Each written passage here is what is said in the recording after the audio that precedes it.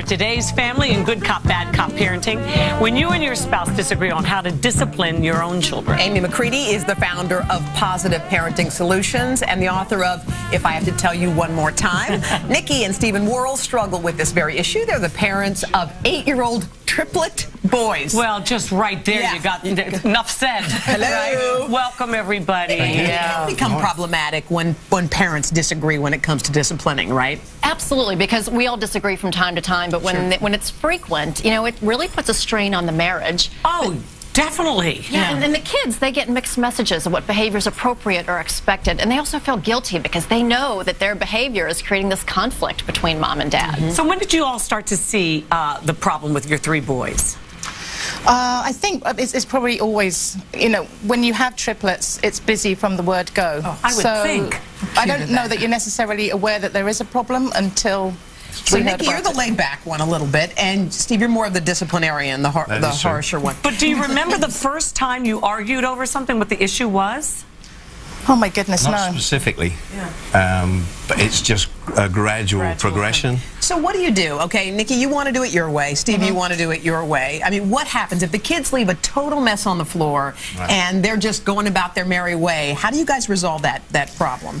I'll try and get them to help me pick it up, and if they don't, I usually end up picking it up because we're busy, we want to go out. And Steve, what do you do? I'm more insistent that they clear up their own mess that they've made. So. See, I have a theory that this is just an English problem.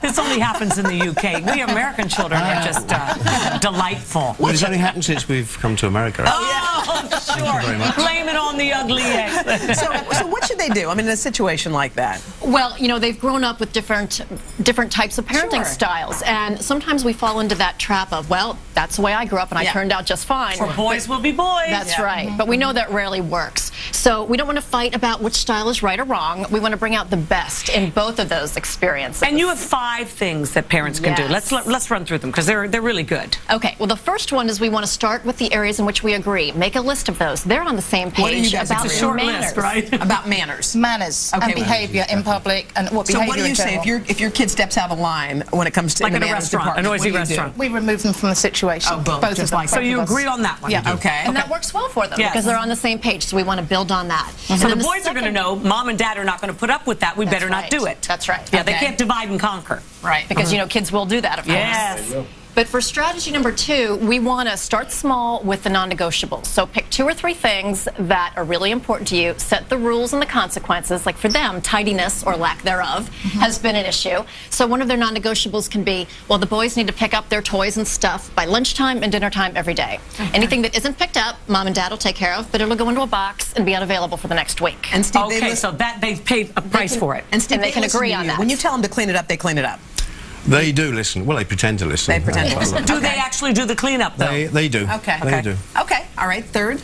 Well, the third strategy is to have a signal, a nonverbal. Tug on the ear, a timeout that says, hey, you know what, we disagree on this. We need to talk about it away from the kids. And you say 95% of those situations are not urgent, that you have to deal with it right You don't have to deal with it right in the heat of the moment. Give yourself a breather to figure out how you want to handle it. I like that one, yeah. And then? And then after that, I think this is the most important, is we want to commit to communicate. So I want you to take 1 night a week when the kids are in bed and sit down and talk about your progress. How are we doing in these areas?